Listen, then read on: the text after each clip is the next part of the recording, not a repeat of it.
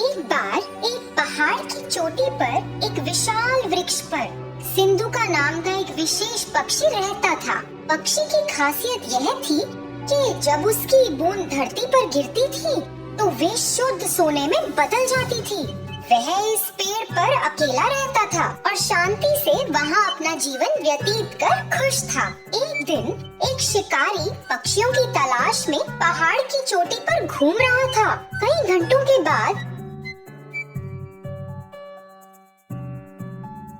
जब वह किसी पक्षी को पकड़ने में सक्षम नहीं था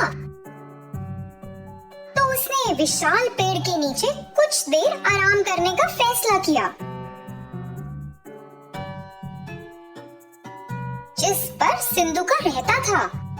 बस जब शिकारी सोने लगा ही था तो पक्षी ने अचानक पेड़ के ऊपर से अपनी बूंद को गिरा दिया, जो धरती पर गिरते ही सोने में बदल गई। शिकारी के चेहरे के ठीक बगल में सोने का टुकड़ा गिरा और जब उसने देखा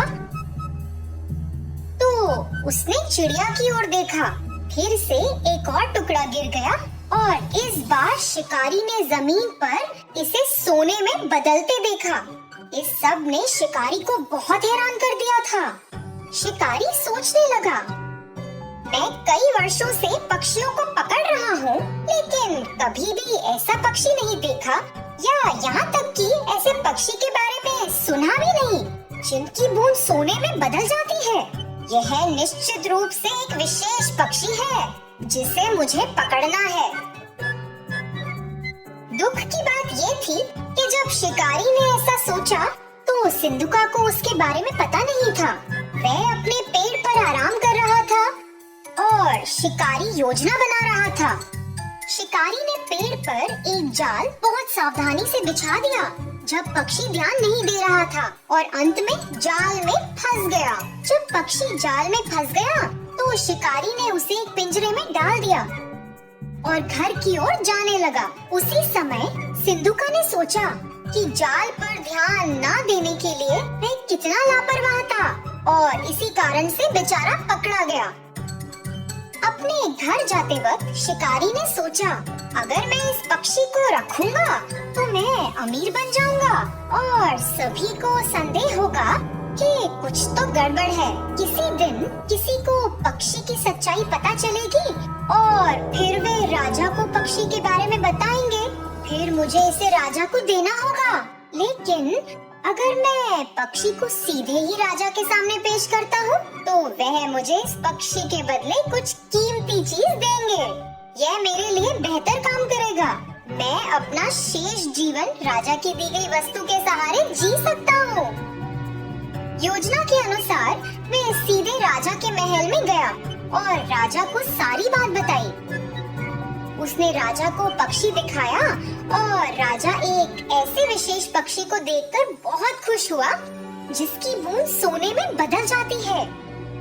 उसने अपने नौकर को बुलाया, इस पक्षी की उचित देखभाल करो, उसे एक शानदार पिंजरे में रखो और उसे भरपूर भोजन और पानी दो। सुनिश्चित करें कि वह दूर नहीं हो। वह महल का शाही पक्षी होगा और अपनी बूंदों से मुझे कई दौलत देगा। अचानक राजा के मंत्रियों में से एक राजा के पास पहुंचा। राजा जी, एक पक्षी की बूंदें सोने में कैसे बदल सकती हैं? ये तो असंभव है।